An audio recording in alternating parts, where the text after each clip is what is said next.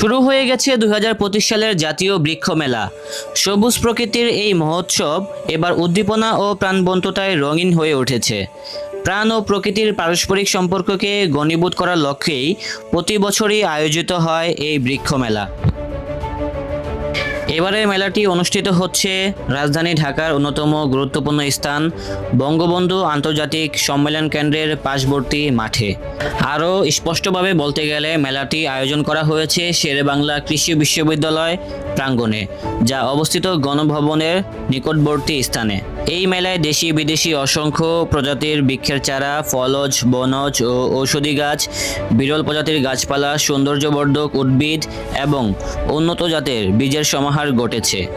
নান্দনিক সাজে সজ্জিত অসংখ্য স্টল মেলাটিকে করেছে আরও মনোমুগ্ধকর। ভ্রমণ ও উদ্ভিদ চর্চার এক অপূর্ব সংমিশ্রণে ঘটেছে এই আয়োজনের প্রতিটি পরতে।